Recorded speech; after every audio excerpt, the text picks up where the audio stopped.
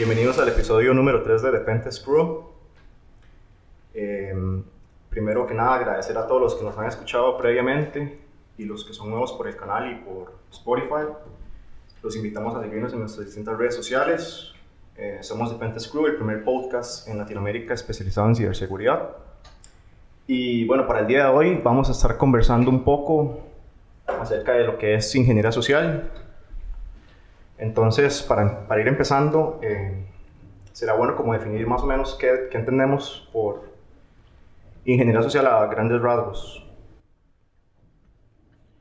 Sí, ingeniería social, como yo lo veo, es manipular, ¿verdad? Es manipular a las personas. Por ahí estaba leyendo que es el arte de manipular a una persona o a una persona o personas, sabiendo que la persona es el elemento más débil de la cadena, ¿verdad? Que es por ahí por donde va. ¿Ustedes qué opinan? Sí, yo creo que igual, manipular, también creo que es potencialmente, no sé si la amenaza número uno por ahí, porque es que hay técnicas tan depuradas que cualquier persona, técnica, no técnica, incluso que tenga conocimiento de phishing, puede caer. O sea, hay tantas técnicas tan sofisticadas y cada vez va en aumento. Entonces sí, creo que es la amenaza uno para cualquier compañía e individuos. Sí, yo siento, bueno, la opinión mía también va por la misma línea, es la utilización de cualquier método para manipular a una persona o hacer a esa persona algo que tal vez no la vaya a beneficiar a ella, pero y sí definitivamente uno pueda obtener un beneficio, ya sea información, ya sea que haga cualquier tipo de acción en el cual se alinee con lo que yo quiero lograr. Sí, en la ingeniería social no solamente alguien malicioso puede usarla, sino que también cualquier persona que sepa influenciar a otras personas tiene la habilidad para y atacar a estas personas.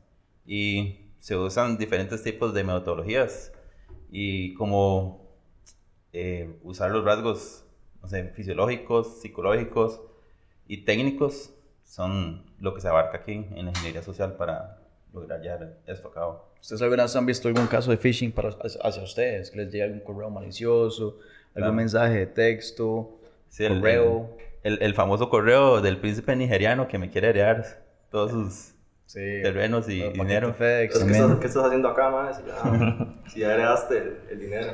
No, ahora estoy con una deuda.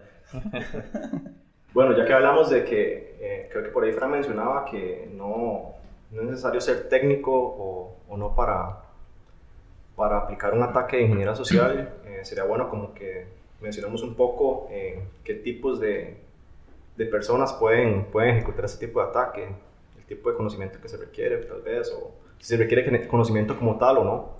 Sí, pienso yo que se requiere más como un tipo de conocimiento psicológico, ¿verdad? Más como...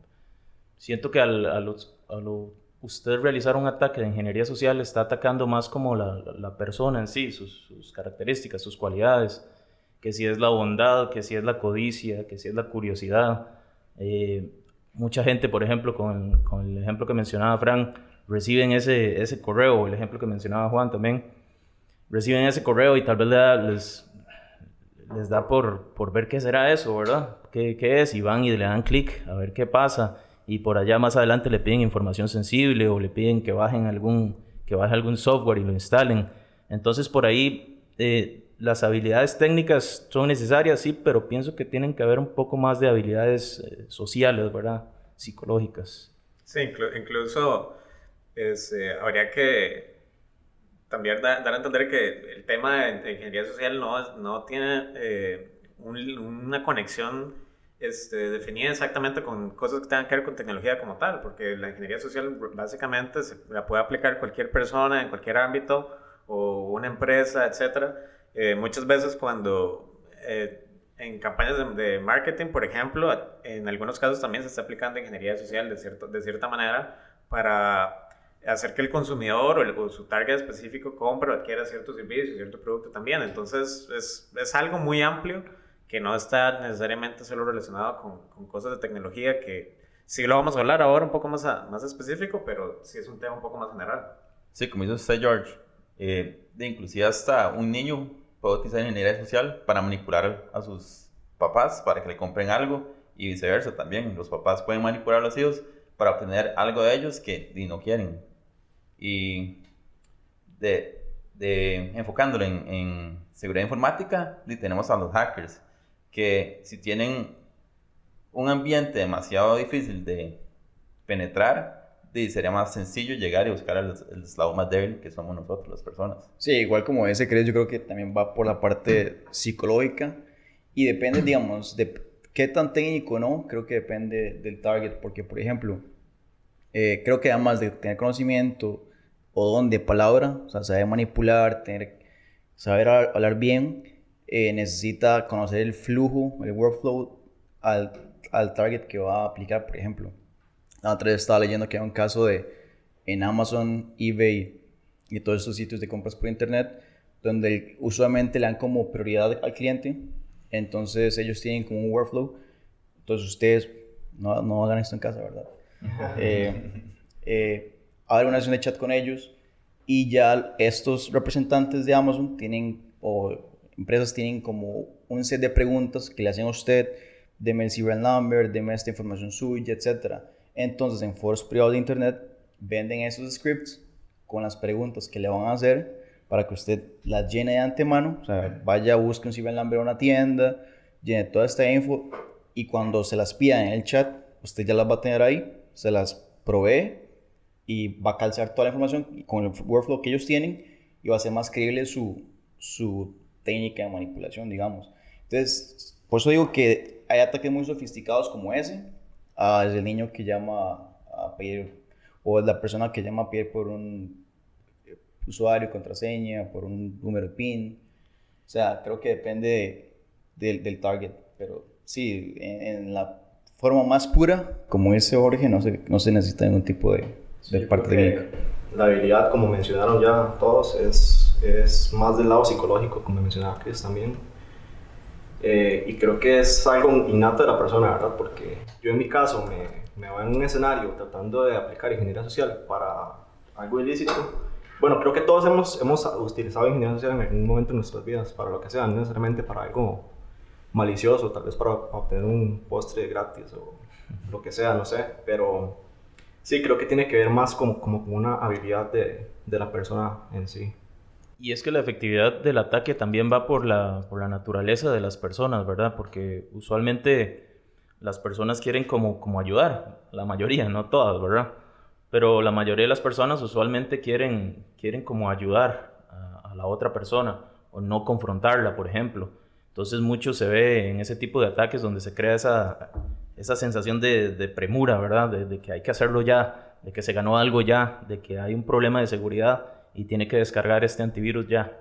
Entonces por ahí también va la efectividad, ¿verdad? De cómo se crea esa estrategia de ataque y cómo explotar ese factor humano, ese factor psicológico.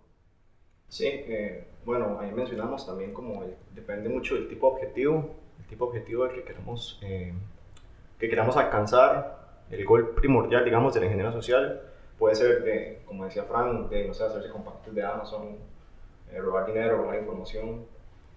Y creo que concordamos que en todo este tipo de ataque, la parte más importante tal vez o primordial es la recopilación de información para que el ataque sea exitoso. Tal vez si conversamos un poco de eso, cómo normalmente se ejecuta el ataque, la primera etapa que es cierto, es cierto, y no solo para ataques de ingeniería social, ¿verdad? Casi que en cualquier ataque, lo que es recolectar información sobre su objetivo para establecer una estrategia, es lo que le va a permitir a usted saber cuáles son los pasos que tiene que tomar. Entonces sí, esa recolección de la información es indispensable. Y es que también por ejemplo, en algunos websites, por ejemplo, creo que Apple tuvo este problema, ¿se acuerdan de ese liqueo de fotos masivas de celebrities? Obviamente se acuerdan. No me acuerdo, sinceramente. Creo que todavía es una falla porque, por ejemplo, usted le da que se le olvidó la contraseña en la cuenta de Apple y Apple solamente tiene 5 preguntas, si no me equivoco, disponibles para que usted elija. Son como, ¿cuál es el nombre de mi mascota? ¿En qué ciudad vivo? Son preguntas súper simples que si usted conoce a una persona, pues, a su novia, usted la va a poder descifrar esas preguntas y por ende obtener acceso a estas cuentas. Entonces, depende. O sea, no solo si conoce a la persona, ¿verdad? También mucha de esta información está ahora disponible en redes sociales, en Facebook, en Twitter, por todos lados. Fecha de nacimiento, uno usualmente la pone ahí. La otra vez también leía que usualmente los humanos nos gusta como que poner todo en redes sociales. Si soy el dueño de esta compañía, ponerme el CEO de esta compañía, si ponen qué fecha nací, que tengan una relación con esa persona. Una mascota. Todo lo ponemos, exacto. Sí. Entonces, todas esas cosas que un atacante...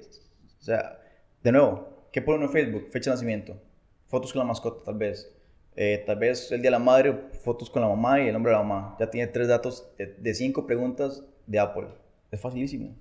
Sí, los métodos para recopilar información, como mencionan ustedes, a nivel técnico, sería como tratar de acceder a las redes sociales, hacer llamadas telefónicas, los lugares como, por ejemplo, para buscar información, como si es la fecha de nacimiento de la persona. Se puede montar hasta inclusive una página falsa donde la gente ingresa su información y después le puede hacer así como tal vez un ataque phishing y enviar un correo y que lleguen e ingresen la información. Y si mencionamos métodos físicos, ¿han escuchado alguno? USB.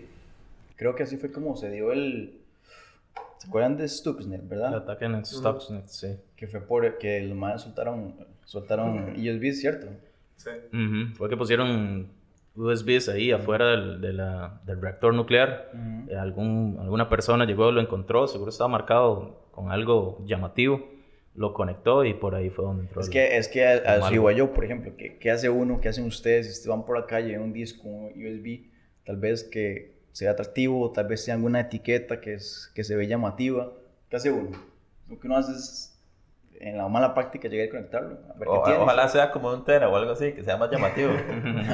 Exacto, ver qué tiene. Lo primero que uno quiere es llegar a la casa o a la empresa y conectarlo. A ver qué pasa. Bueno, hay algunas técnicas físicas también que cualquier persona puede hacer como tailgating, que se va atrás de alguien, pasa el batch, usted no saca la puerta y se mete a una oficina. Y después de eso le agrega el shoulder surfing, que es básicamente andar viendo así por encima del hombro de las personas, a ver qué ve en los monitores de las personas. Pueden tener inclusive sus passwords, como ciertas personas por acá, en un notepad. Un post-it. Exacto. Ahí hablan, George. También es muy común el que mencionábamos offline ahora, que el de buscar en la basura por información sensitiva. Sí, exacto. Si hay empresas que no tienen como políticas suficientemente robustas y no destruyen la información que está en papel, de alguien que busque un basurero puede encontrar información sensitiva.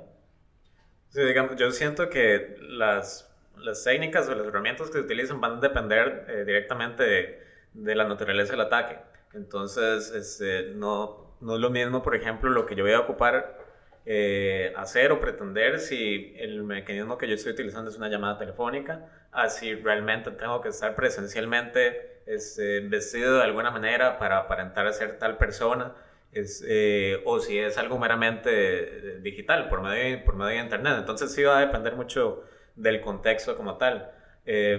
Otro tema también bastante importante, ahora que estamos hablando de information gathering y en esta etapa es si el contexto es empresarial o yo quiero hacerme pasar por una persona de servicio al cliente o de soporte, es aprender la terminología que se utiliza, ¿verdad? Para darle como explotar ese elemento de que, ok, estoy hablando de una manera que la persona siente que yo sé que tengo autoridad dentro de lo que estoy diciendo, que utilizo ciertas palabras que esa persona está familiarizada dentro de la compañía, o si yo soy nada más un usuario de un servicio determinado y se me empiezan a hablar de ciertas cosas técnicas, entonces la persona por su naturaleza tal vez empieza a bajar un poco la guardia y a empezar a creer de que la otra persona es quien dice que ser. Sí, ya que mencionamos esa parte de posterior a la information gathering, la etapa que sigue es establecer confianza con el objetivo,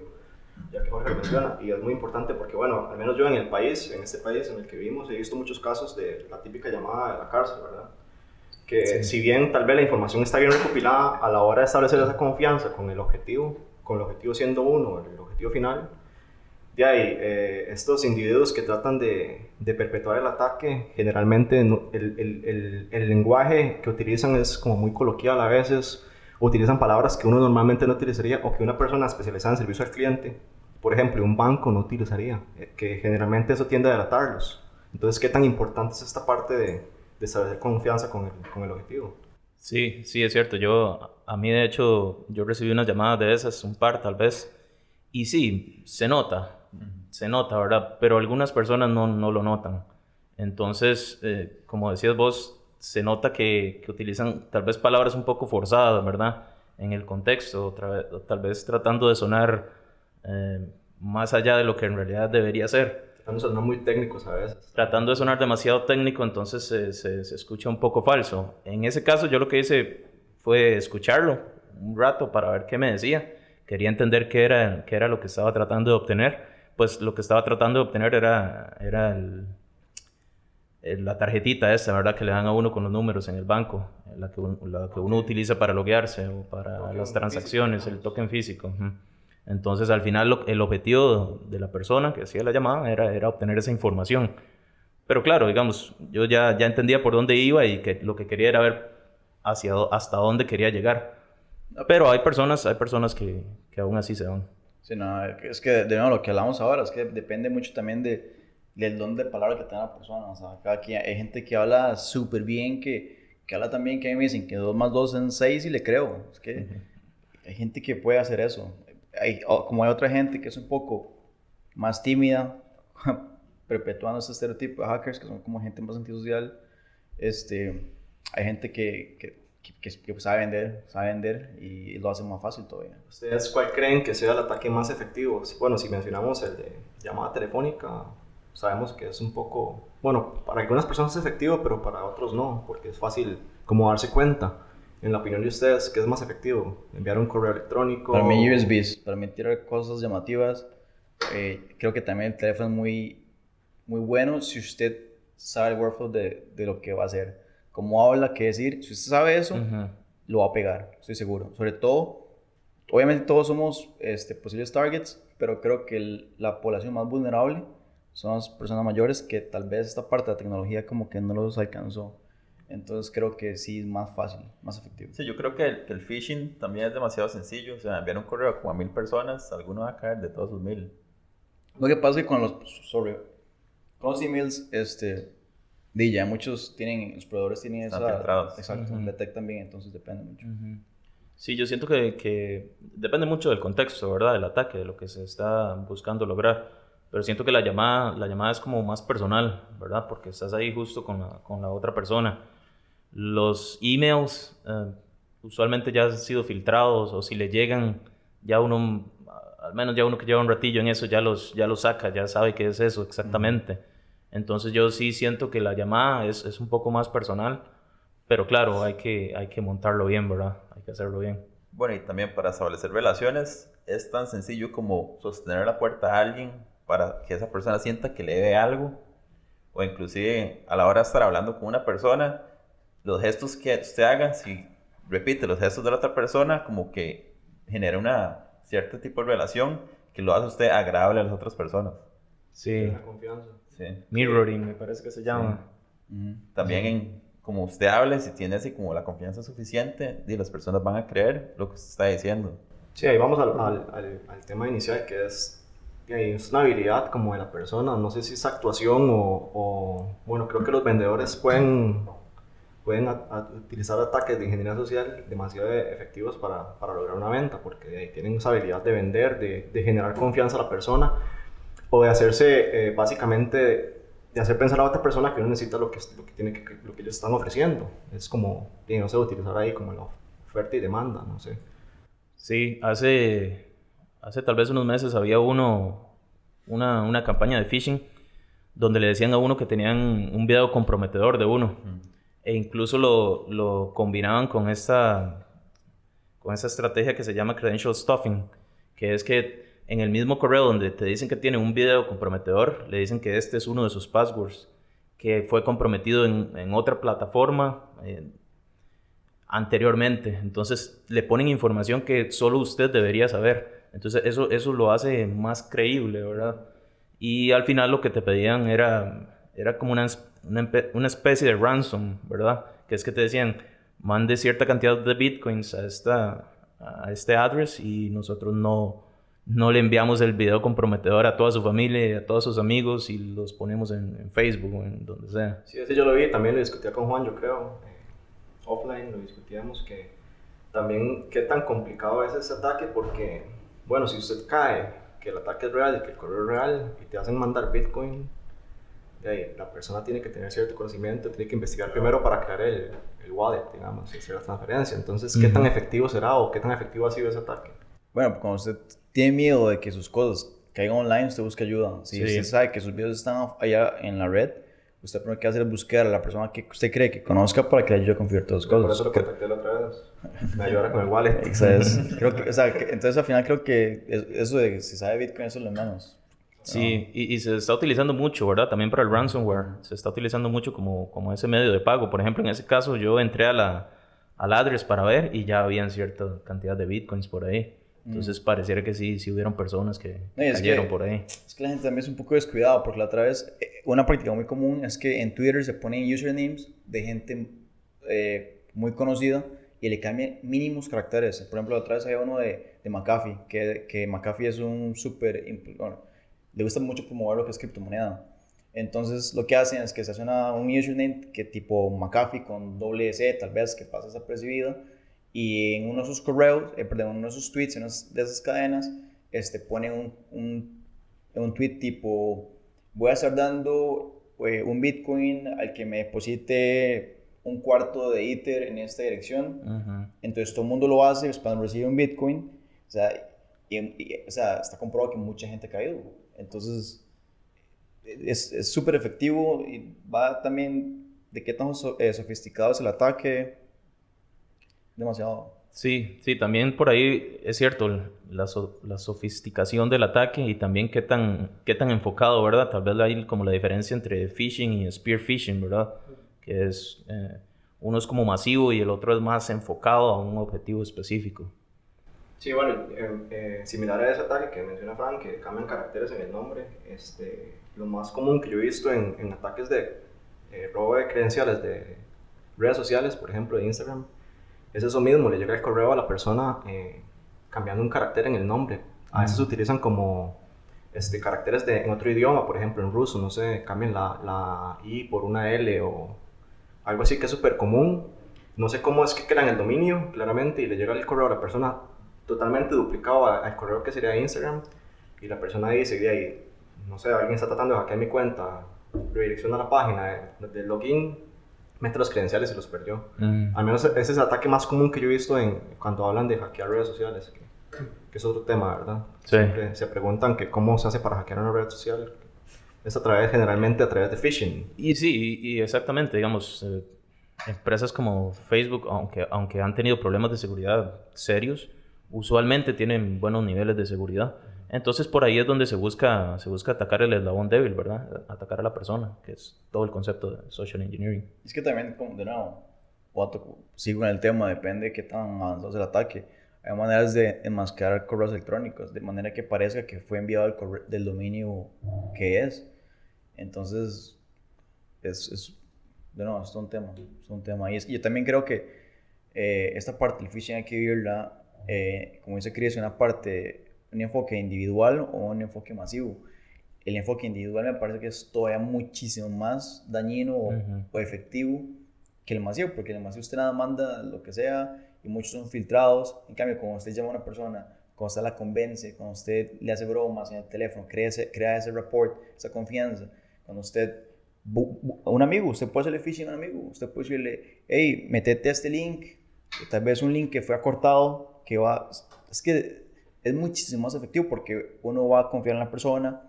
Puede ser, bájate este juego que está en el App Store nuevo, APK que tiene tal vez el juego, efectivamente, pero también tiene algo por atrás. Entonces, creo que la parte, creo que el phishing hay que dividirlo en dos, y sí, es más, a mi opinión, es mucho más efectivo el que es enfocado. Más efectivo, pero requiere también mucho más ese trabajo, ¿verdad?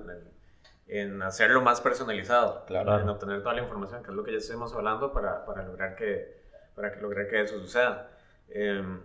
Incluso, por ejemplo, no solo desde la perspectiva de un hacker, sino también de un pentester, si dentro de la prueba que se están realizando o el servicio que haya adquirido una empresa incluye temas de ingeniería social, entonces el pentester también tiene que realizar toda esa obtención de la información, hacer toda una estrategia, montarla para hacerlo lo más efectivo y lo más real posible a ese tipo de objetivo como tal. ¿Ustedes han visto alguna vez un caso así en pentesting que no sea, bueno, de aplicaciones, que sea establecer como toda la estrategia para... Yo no he visto, pero sí he leído que que hay gente que se disfraza tal vez del de mantenimiento o la compañía lo contrata para eso y da tal vez un badge falso o de visitante, lo que sea, y va y hace comunicación con otros empleados, trata de obtener información valiosa o nada más llama, ocupo que necesito que llames a mis empleados y les pidas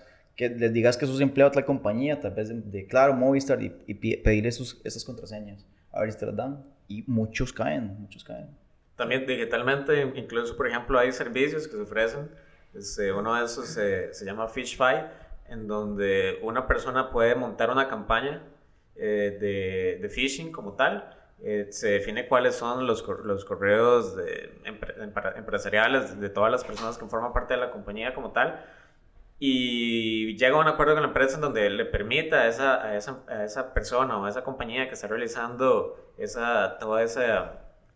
pentesting desde un punto de vista de ingeniería social, en donde envían un correo con cierta información que aparenta ser un correo interno de la empresa, o un mensaje por redes sociales empresariales como LinkedIn, etcétera.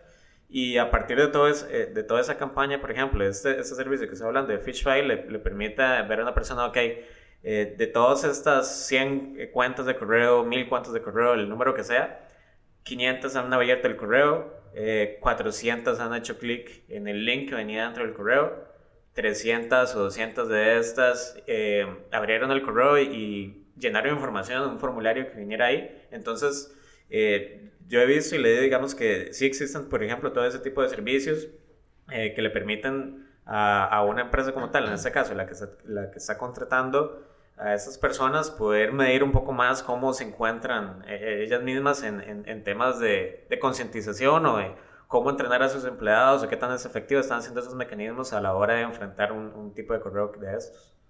Sí, es muy importante hacer eso bajo un marco legal, ¿verdad?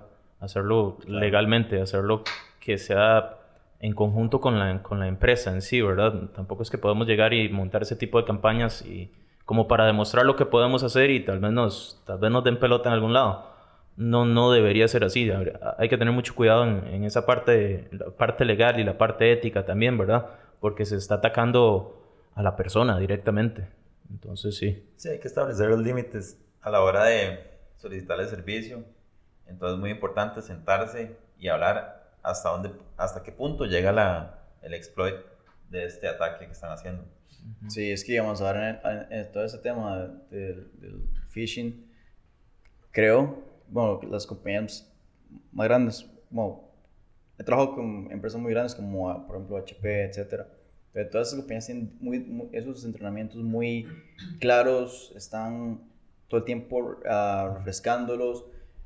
Ahora, a nivel más mediano y pequeño, o a nivel nacional, en general, América Latina, creo que no es tan de cultura ese tipo de entrenamiento, entrenar a sus colaboradores con todas esas técnicas de phishing. Entonces, creo que ahí es donde urge un replanteamiento de cosas, porque, de nuevo, no hay cultura en ese sentido y nada se hace teniendo los mejores sistemas de seguridad, lo más caro, los mejores penetration testers, si a la hora cualquier persona va a llamar a su empleado y su empleado va a entregar información sensitiva. Entonces creo que urge que junto con penetration testing también se hagan pruebas de ingeniería social, que se contrate gente, que haga preguntas, que vaya a la compañía, que vea cosas, que intente, porque es muy efectivo, muy efectivo. Sí, el tema de concientización, como lo mencionamos en otro episodio, el pasado creo que fue, que las empresas pequeñas generalmente creen que por el tamaño de la empresa o no van a ser atacadas. Claramente están expuestas también, mencionando un poco lo mismo que hablamos la otra vez. Sí. Y tiene que haber como crear una concientización a nivel de todos los empleados que la ingeniería social es posible y que están expuestos a lo mismo. Sí, también como lo mencionaba creo que George hace 1 o 2 episodios, depende también de la madurez, ¿verdad? La madurez de la empresa, porque es cierto, esos casos de uso que menciona Frank son efectivos y son buenos para entender la situación actual de la empresa, pero también cuestan, ¿verdad? Cuestan dinero y también cuesta encontrar personas que tengan esas habilidades para poder ejecutar esos tipos de ataques, por ejemplo. Ok, volviendo al ciclo del ataque de ingeniería social, posterior a recolectar información, después sigue establecer confianza. ¿Qué sigue en ese ciclo? ¿Cuál es el tercer paso? Explotación. Ok, ¿qué entendemos por explotación entonces? Creo que sí, hay que establecer como una estrategia de explotación, ¿verdad? Me imagino yo, que es como, en parte también buscar qué herramientas yo necesito, ¿verdad? ¿Qué herramientas yo necesito para ejecutar este ataque con la información o con toda la información que ya recolecté? Ok, ahora ya necesito tomar esa información y ver cómo la utilizo para el proceso de explotación, y en parte es saber también cuáles tools o cuáles herramientas están disponibles para ayudarme en ese proceso. Sí, para mí esta explotación es la ejecución como tal del ataque, ¿verdad? Lo que yo estoy haciendo, y va a depender específicamente del contexto sobre el cual yo lo estoy realizando. Entonces, por ejemplo, si estamos hablando, que ya hemos hablado bastante del tema de phishing, es ya la creación de ese correo como tal que se va a enviar, ya sea spear phishing o ya sea algo más genérico, y enviarlo a nuestro objetivo como tal. Si es un tema de hacer una llamada telefónica y lo que estoy planeando de que voy a obtener tal información y lo que voy a ocupar es obtener esa persona del token o tal otro dato, entonces para mí el tema de explotación es ya la acción de hacer esa llamada y establecer el contacto con esa persona y hablarle de cierta manera de que yo pueda obtener esa información que yo estaba buscando. Entonces para mí eso es lo que implicaría. O sea, aquí ya como en un ataque físico sería como utilizar el pretexting, que es básicamente hacerse un papel y creérselo, llegar a usted a la oficina, ojalá con un sentido de urgencia para que la persona se aloque y llegar al punto que usted diga, ok, ocupo ir al server room porque me contrataron para, no sé, cambiar un rack o algo así. Y si usted logra el acceso, ya ahí usted puede ingresar y poner un USB que le genere tal vez un acceso remoto. Si eso fue lo que se estableció en el contrato que se hicieron a la hora del penetration testing. Sí, como ustedes dicen, la explotación es eso, crear el ataque basado en lo que se pudo recopilar. Ok, esta compañía tiene esto, entonces en el USB o en el exploit, metes toda esta información, la tira en el piso a ver qué pasa y ahí va el ataque. Explotación. Ok, y la última etapa que creo que es también súper importante, que sería como borrar huellas, ¿verdad? Borrar toda la evidencia de que se ejecutó un ataque, o hacerlo de tal forma que quede la posibilidad de perpetrar el ataque en una segunda oportunidad. Yo creo que todo buen ataque pasa desapercibido. Y si pasó desapercibido, existe el riesgo que pase de nuevo. Entonces, borrar huellas, quedar en buenos términos con la persona, con la víctima, con la compañía, que nadie se entere que pasó nada, para mí eso es lo más efectivo, porque deja la puerta abierta. Claro, sí, borrar logs y quitar cualquier archivo que haya ocupado usted para ejecutar lo que haya tenido que ejecutar. También creo que parte de eso es, también el siguiente paso es saber qué hacer con esa información. Ya su objetivo era obtener la información, pero también su objetivo es utilizar esa información para algo, ¿verdad? Para sacarle provecho. Algún atacante que lo que quería era obtener, no sé, cuentas de banco, cuentas de tarjetas de crédito, al final tal vez lo que busca es vender esas cuentas en el mercado negro, por ejemplo, también, ¿verdad? Entonces es qué voy a hacer con esa información. Ok. Y bueno, a nivel de mercado, ya que hablamos un poco de la parte de herramientas, herramientas que estén disponibles para, ya sea, bueno, no para perpetrar un ataque, pero tal vez para prevenirlo o para simularlo. Entrenamiento. Sí, como entrenamiento. Es que phishing o social engineering es entrenamiento, es nada más. Prepararse. Sí. Ujú. Si es un tema de... si lo que está buscando el atacante, la persona que está realizando ese tipo de acciones es contra, por ejemplo, en el caso de un sistema bancario en donde hay todo un tema de internet banking y lo que están buscando es obtener un password o una combinación de credenciales o un token, un mecanismo que también es útil es el multi-factor authentication, ¿verdad? Porque no solo va a requerir a esa persona, ok, ya le robar sus credenciales de alguna manera, no importa cuál sea, si el servicio que está atacando tiene la posibilidad de ofrecer, ok, aparte de que la persona, el usuario, ingrese sus credenciales, también ocupa ingresar un token o ocupa poner un código que le llegó por medio de un mensaje de texto al celular, etcétera. Todo eso también va a ayudar a que le sea más difícil a la persona que está realizando el ataque poder realizar, digamos, su cometido, porque aparte entonces sus credenciales también va a ocupar engañar a la persona de alguna manera de que le dé también ese token o que le dé ese código de mensaje, etcétera. Entonces no es una medida que va a ser obviamente 100% efectiva, pero sí ayuda a mitigar un poco ese riesgo porque eleva un poco la complejidad del ataque como tal. Para agregar ahí nada más, creo que como dice George, o sea, no va a solucionar el problema, pero lo importante es ir agregando capas de seguridad, hacerlo más difícil nada más. Defensa en profundidad. Exacto.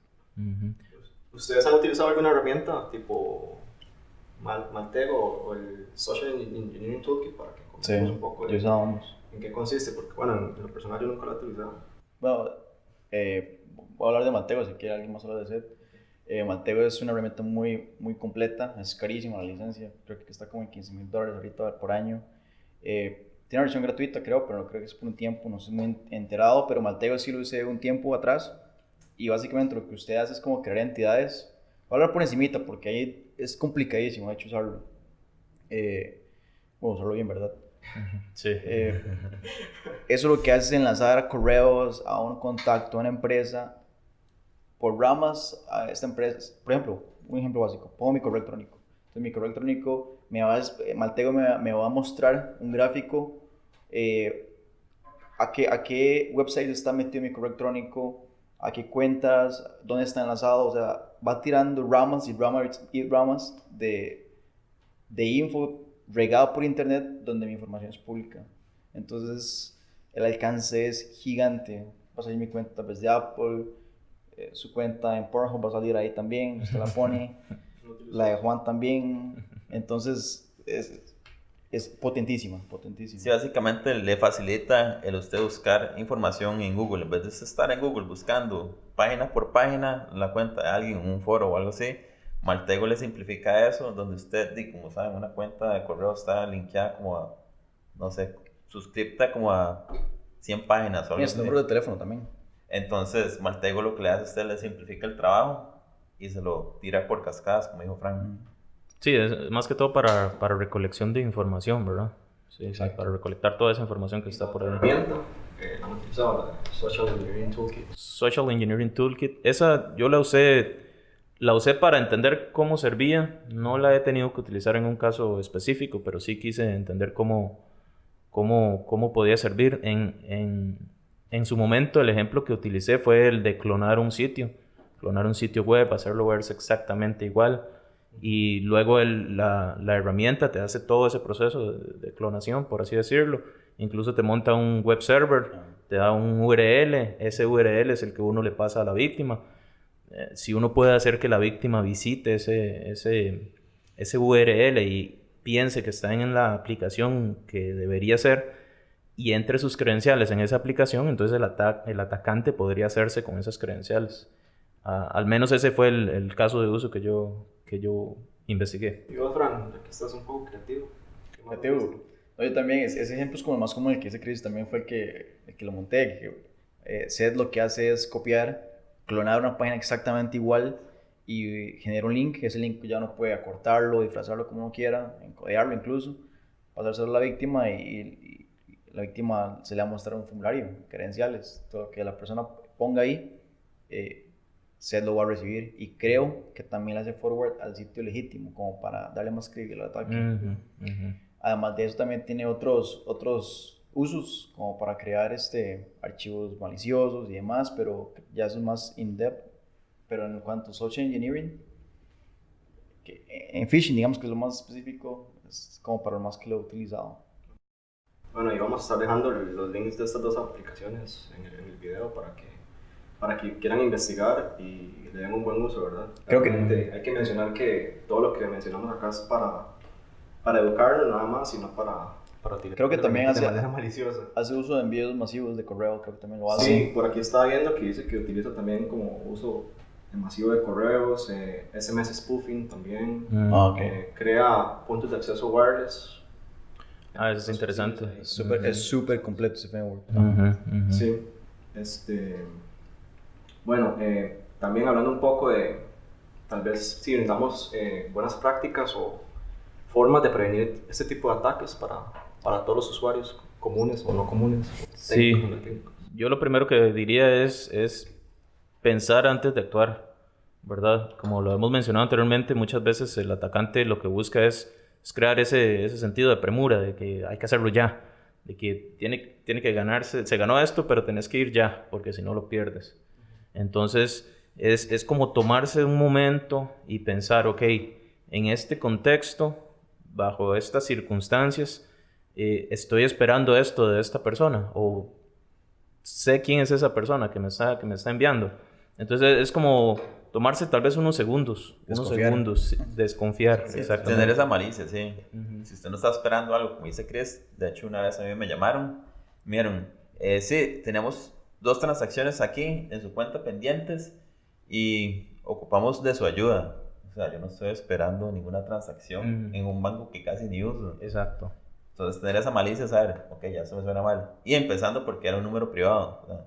Entonces tener esa malicia que un banco nunca va a llamar de un número privado y saber que no le van a pedir como su información, como contraseñas o algo así por teléfono. Sí, es un tema también de análisis. Y es difícil, ¿verdad? Porque uno lo dice de esa manera, pero uno estando en esa situación, uno a veces se deja llevar por la situación, ya sea, como dice Chris, que es algo que se le están diciendo con un sentido de urgencia. A veces puede ser que sea una persona que esté pretendiendo tener cierta autoridad y que ocupa algo ya, y uno por quedar bien con esa autoridad entonces quiere saber lo que está ocupando. Entonces sí es un tema como de desconfiar un poco y entender también qué información me están pidiendo y si hace sentido que esa persona me esté pidiendo cierta información.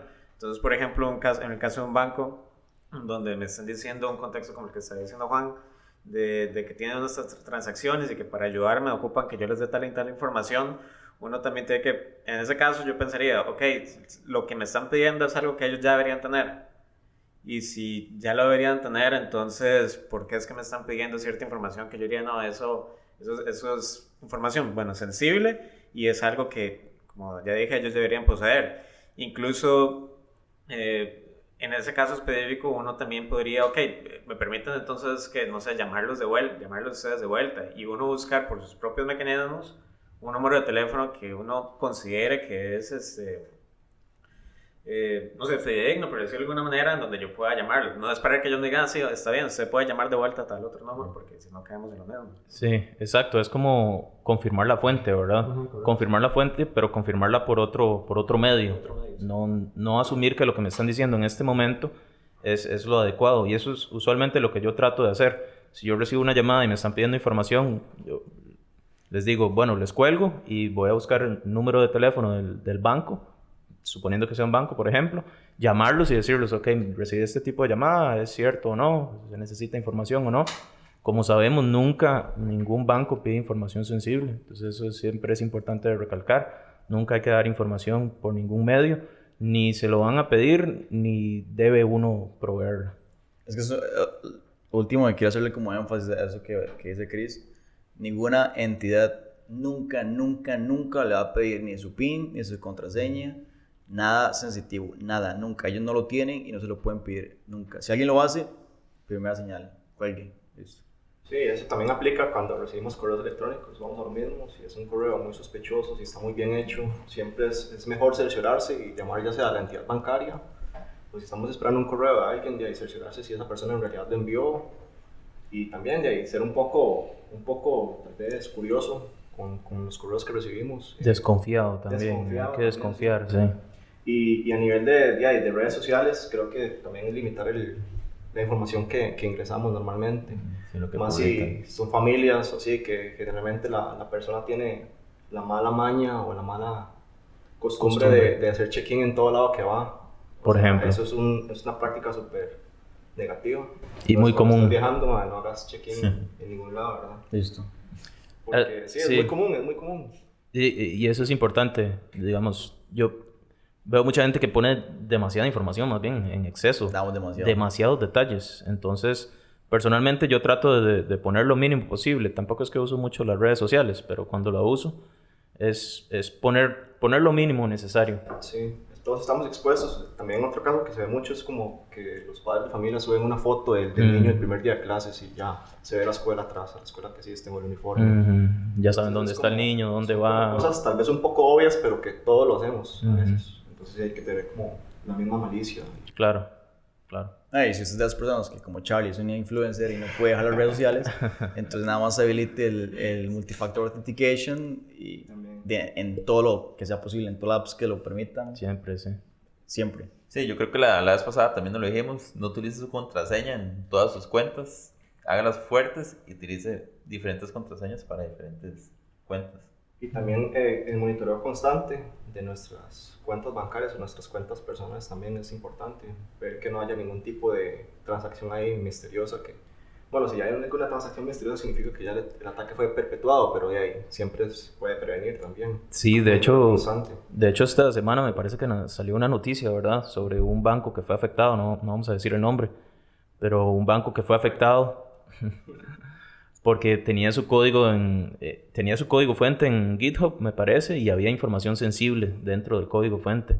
Entonces, sí, ¿verdad? Hay que tener cuidado por todo lado. Uno como persona, como individuo, tener cuidado de sus cosas personales, pero también, por supuesto, el otro lado de la moneda, ¿verdad? En este caso, la entidad bancaria también debe aplicar sus reglas de seguridad. Como para ir cerrando, ¿algún comentario adicional que quieran agregar o algún otro tema de Sí, ingeniería social?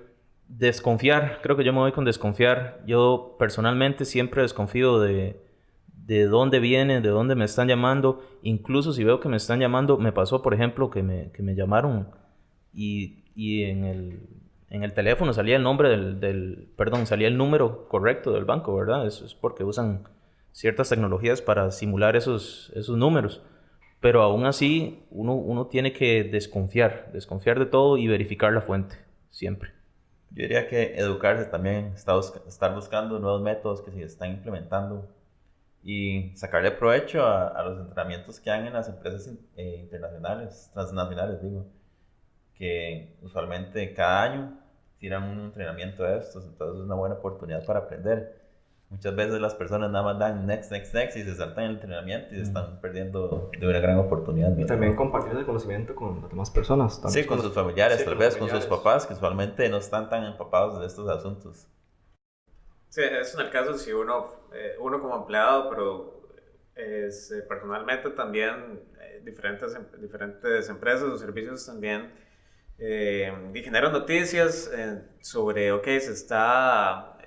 actualmente se está haciendo de moda tal y tal estafa o tal y tal tipo de ataque, entonces también estar como pendiente, leyendo noticias de qué es lo que está pasando y acatando de las medidas de prevención que le puedan indicar a uno. Sí, de nuevo entrenamiento. Sobre todo empresas pequeñas, medianas, grandes también, entrenar a su personal. Como nota aparte, nosotros vamos a estar pronto elaborando ahí ciertos entrenamientos, los vamos a estar ofreciendo, todavía eso está en desarrollo, entonces también vamos a estar ofreciendo el de Social Engineering para capacitar gente, capacitar personas, es que es un tema importante. Sí, y otra cosa nada más, la mayoría de ofertas y premios, ¿verdad? Que nos dicen o que aparecen en internet usualmente son falsas. Entonces es como aplicar una regla. Si suena demasiado bueno para ser cierto, probablemente lo es. Cierto. Ningún almuerzo gratis, dicen. Ajá, exacto. Bueno, muchas gracias por acompañarnos en este episodio. Todos los que no nos siguen, por favor suscribirse y seguirnos en redes sociales. En todas aparecemos como Independence Crew. Y el próximo episodio creo que vamos a estar hablando un poco de lo que es el Internet de las Cosas, ¿verdad? Un tema súper interesante, súper amplio. Ok, está bien. Sí. Creo que era otro, pero está bien. Bueno, muchas gracias por todo. Listo. Pura vida. Muchas gracias. Gracias.